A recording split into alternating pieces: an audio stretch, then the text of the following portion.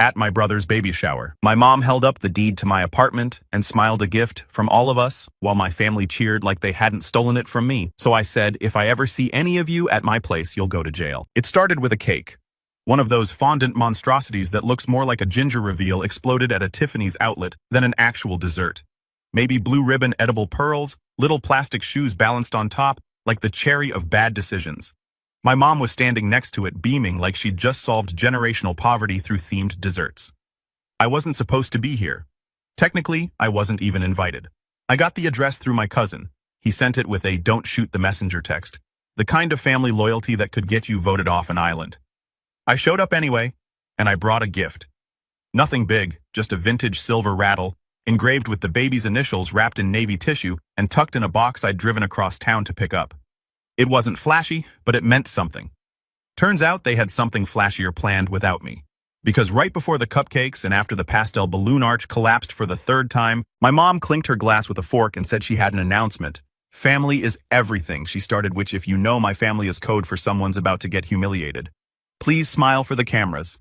She held up a framed gold-trimmed tacky, just enough weight to feel serious. Inside, a deed. This, she said proudly, is a gift from all of us. To the new parents, the apartment. It's theirs now, paid in full. Applause. My brother grinned. His girlfriend wiped away a tear. My aunt shrieked. You guys are amazing. Like they had saved a puppy, not stolen a mortgage. I stood up, walked over, took the frame out of my mom's hands, read the name. My name. I looked at them, then back at the frame, then at my dad. He leaned in like a used car dealer with a surprise upgrade. You have 30 days to vacate, he whispered. I smiled. 1 day is enough. I handed the frame back, nodded to no one in particular, and walked out. Quiet, no scene. Not yet.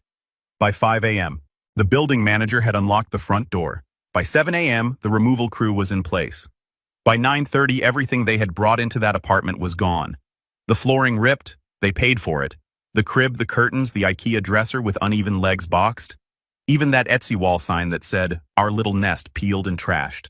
I didn't touch what was mine. I just deleted what wasn't. By 11 a.m., it no longer looked like their home.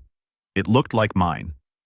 At 6:41 p.m., my brother texted, "Is this a joke?" I replied, "Not yet, but tomorrow's delivery might be." The apartment was never part of the plan. Not for me, not for them. I bought it in 2020. Small, quiet, 2-bedroom walking distance from my job. Good light in the kitchen. I never posted about it, never invited anyone over. It was mine. That was the whole point. Then came my brother. At first it was temporary, just until we find something. He and his girlfriend showed up with 2 duffel bags, a yoga mat, and a cat. I said, sure, 1 month, maybe 2. They stayed for 19. I never asked for rent, not once. They offered to buy groceries occasionally. Sometimes they did. Most of the time they didn't. I didn't keep track. I figured it was short term. I was wrong. The first thing they did was install floating floorboards. Not bad ones. Mid-range oak laminate. My brother said it was an upgrade for all of us. He paid for it. I let it go. Next came the bookshelf. $160 IKEA hack. White frame. Fake gold legs. His girlfriend posted a time-lapse of him assembling it with the caption, "Our place is coming together." I was standing behind the camera. Over time, their language changed. It went from "your apartment" to "our space." From "thanks for letting us stay" to "we love this home." From "we're looking for a place to silence." They left their toothbrushes in my cup, their shoes by the front door, their laundry in my washer. I never said a word. Then came the baby. They didn't tell me directly. I found out through an Instagram story, her holding up a sonogram, him in the background flexing like he'd discovered fire. I sent a congratulations text. He replied with, "We should talk about making things more permanent." I didn't ask what that meant. They never clarified. 3 weeks later, my parents called.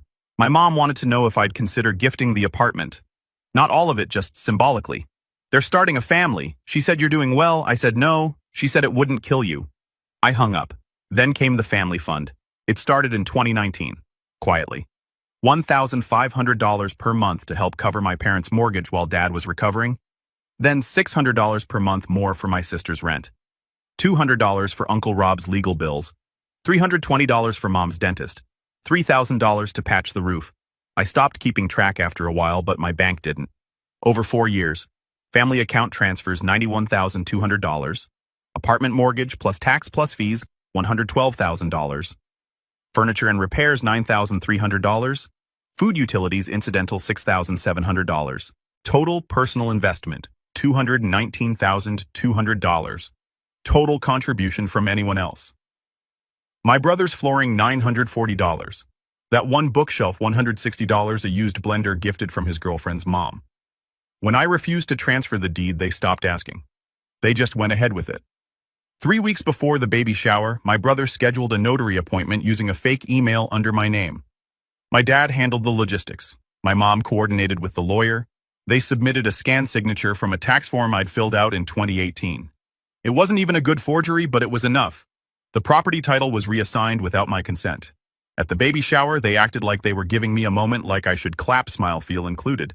Instead, I watched my name held up in a gold frame like a prop. A gift from all of us, my mom said. All of us apparently meant not me. The same person who bought the apartment, who furnished it, who kept the lights on, who paid for the crib. $1,280. Pottery Barn, now sitting proudly next to the cake wrapped in a bow like it materialized from group effort. After I left that night, I didn't yell. I didn't argue. I logged into my bank. I printed the full list of transactions. I highlighted everything connected to that apartment. Down payments, insurance, taxes, repairs, even the time I paid $342 to fix the garbage disposal after his girlfriend put avocado pits down it. Because TikTok said it's fine. I put it in a folder titled, Correction, Just Facts, No Commentary. By morning, the locksmith had changed the entry code. The building manager reset the buzzer, and I made a list of everything inside the apartment that didn't belong to me. The floor, the bookshelf, the crib, the decal that said, Welcome, baby. On the living room wall, everything they brought in, everything they posted, about everything they called theirs. Gone. I didn't text my brother. I didn't threaten legal action. I didn't even explain, because that's what they expected.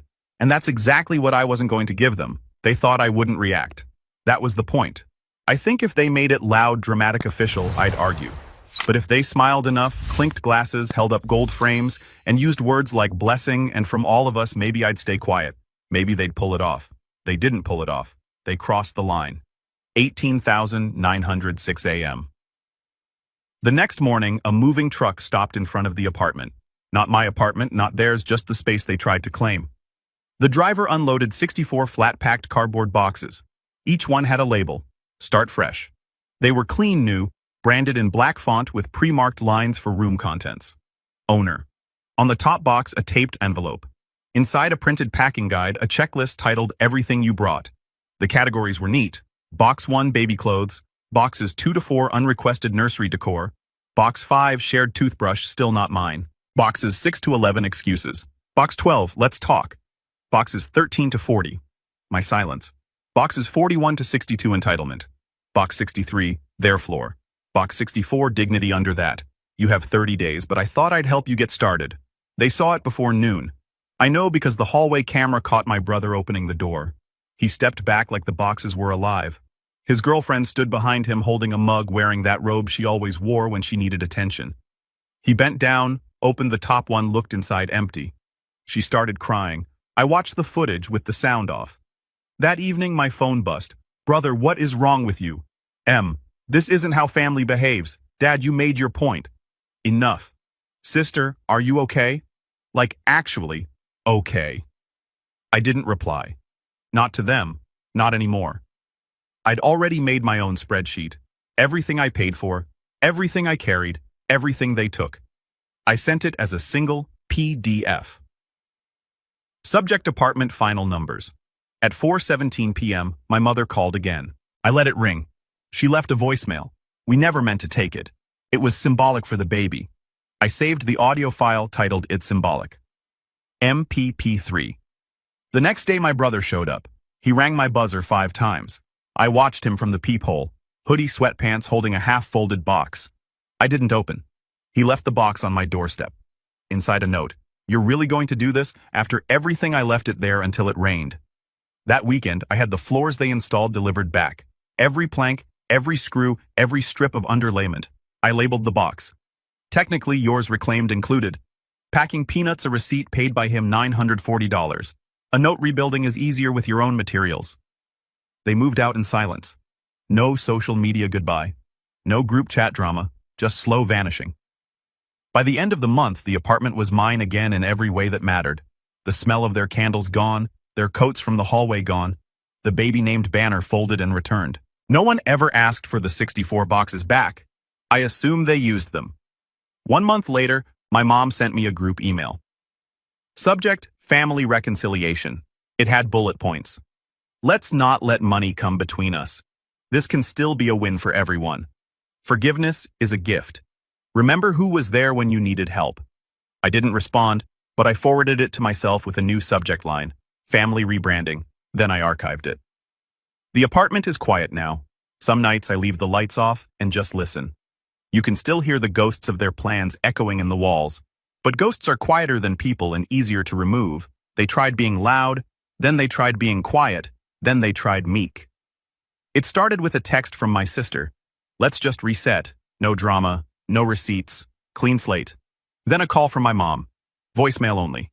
I know we've made mistakes, but you're the wise one. You always were. And then my favorite, a message from my dad. Come to dinner. Let's talk man to man. They pick a Tuesday. I said yes. The restaurant was Italian mid-level. They thought the dim lights would make everything softer. They were wrong. I arrived second. They'd already ordered a bottle of wine, 2 glasses. I didn't touch mine. My mother launched first. We were under pressure. Then everything was so chaotic with the baby. Then we shouldn't have gone behind your back, but it was out of love. I let them finish their little soliloquy. Then I opened my bag. 3 items, quietly placed on the table. A USB, a manila folder, a single laminated sheet. My dad reached for the USB. I pulled it back. You won't need that. I've already emailed it to your employers into the bank. My mom froze. I handed her the folder. Inside, a notarized termination of all co-signed accounts, a legal notice revoking power of attorney. A side letter ending my monthly contributions. No fanfare, just documents. I looked at my sister. You're off the insurance plan. Effective last week. She blinked twice, then tried to smile. That's okay. I'll figure something out. I nodded. You will. My brother didn't show up, but I sent him his own folder by courier. Inside a bill for property use, an itemized spreadsheet of damages, a QR code to a Dropbox folder titled Resources to Get Started. Inside the folder, resume templates cover letter samples, a mock LinkedIn profile, a short tutorial how to apply for jobs when the free ride ends. That Saturday, I hosted a picnic, not for family, for ex-family. Park table plastic cups, name tags, with first names and job titles, except no one had job titles, so I brought extras. Each tag said available. Ask me about my skills. My aunt cried when she saw hers. My cousin pretended it was a joke. My mom said it's confronting. I said that was the point. Then I handed out folders inside each. 1 printed copy of a job board URL, 1 fact sheet, budgeting for grown-ups, 1 sticky note. You said I was the responsible one, so I'm helping you become one too. The following Monday, I filed a report with the police. Not a lawsuit, not revenge, just a notification of identity misuse and title forgery. The officer at the desk asked if I wanted to press charges. I said not yet. By Thursday, I received an email from my dad's lawyer. Subject, concern about escalation. Body, let's not destroy the family over some documents. We can work this out without legal involvement. This is not what your mother wants. I replied with 2 lines. You wanted life without me. Let me show you what that actually looks like. They stopped calling, stopped texting, but the silence didn't mean surrender. It meant confusion, which frankly was louder. No one spoke about me directly anymore. They'd stopped mentioning my name even in the messages they accidentally sent to people who still knew how to forward screenshots, but I heard everything. My cousin from Indiana, the one who somehow ends up on every family chain whether she wants to or not, kept me looped in quietly. No commentary, just raw data. FYI, she'd write and forward the text. Sometimes an audio message, sometimes a photo like the one of my mother wearing her healing scarf, restocking books in the local library. Apparently, she took a part-time job there. She told everyone it was to stay active. The real reason insurance no longer covered her blood pressure meds. My cousin overheard her whispering about co-pays behind the help desk. She also sold 2 handbags, the ones she used to call investments. Now she calls them non-essential joy. My father downsized his car. Not out of environmental conscience, but necessity. The dealership confirmed it. My cousin's boyfriend works there. Said he looked tired, confused about financing, couldn't remember the model of the hybrid he was trading in. Dad now drives a used silver sedan. 1 headlight always flickers when turning left. Fitting. I know his office moved into a smaller room. A junior partner mentioned it in a group call that got screen recorded and leaked. He mumbled something about just needing less space. He never mentioned the family phone I stopped paying for, or the data plan, or the calendar subscription. My sister moved in with her boyfriend's mom. Temporarily has lasted 5 months. The guest room has a rug that smells like wet dog and expired shampoo. She keeps saying it's transitional housing. She also posted a quote last week. Sometimes growth looks like falling apart first. Caption mood. Her tuition plan, the one I used to cover in full. It's now split across 3 payment systems. She missed one of them, got an email, forgot her login, called the university, got put on hold, cried, hung up, tried again the next day. She told all this to our cousin over coffee. The cousin called me after dryly. She's learning. My brother hosted the baby's first birthday party in their own apartment. I didn't get invited, of course, but one of the neighbors did, and she posted pictures on Facebook. My face wasn't tagged because I wasn't there, but the cheap plastic tablecloths and mismatched cups were. Apparently, the cupcakes were from a clearance bin. One balloon popped mid-sentence. The Bluetooth speaker wouldn't pair. No photographer, just iPhone timers. The napkins had blessed written on them. Someone had crossed the word out with pen. No one smiled in any of the photos. They've started referring to money as tight, which is what people say when they don't want to admit gone. My brother applied for a budgeting app. I know because it asked for my referral code accidentally. He never used it. One weekend, 34% of their expenses were marked miscellaneous. They renamed the old family group Chat. It's now called Support Circle. I'm not in it, but I get screenshots. The interface hasn't changed. Still blue bubbles, still performative replies. Mom sent guess who made lemon bars. No one replied. Dad sent article. Forgiveness adds 5 years to your life. Seen by 2 no hearts. My sister posted a selfie with the caption growth. The background showed the same dog rug. No comments. Thanksgiving happened without me. I found out via a blurry photo in a shared album from a mutual family friend. The turkey was visibly charred. The chairs didn't match. One was a beach chair. The music system refused to connect to Bluetooth, so they used someone's phone. They printed a gratitude list and left it on the table. 5 blank lines. Only 2 had been filled in. One said health, the other said hope. The photo had no filter. It didn't need one. My cousin in Indiana texted later. It was weird. No one brought up your name, not even once. That was the most telling part. Not that they missed me, that they had to try so hard not to. By the time they stopped pretending I'd return, I'd already rebuilt the floors. They were old loud in places, crooked in others. I didn't realize how much they echoed until there was no one left to cover the noise. So I stripped everything down, sanded, sealed, stained, new oak matte finish, warm honest. I picked it not for style but because it didn't apologize. I painted the walls next. Soft gray, not cold, not trendy, just quiet. The living room lost 2 chairs and gained 1 reading corner. The kitchen got under cabinet lights. The laundry closet became a room. There were no witnesses to the process. No one asked for progress pictures. That made it easier. For the first time, I wasn't preparing a space for anyone else's needs. And then I met her at a hardware store, of course. She was arguing over grout color with someone who clearly didn't care. I made a joke. She didn't laugh. She corrected my punchline. Better than mine. We left with the wrong grout but exchanged numbers. Our first date was takeout on the floor. Mine freshly installed. She brought her own fork.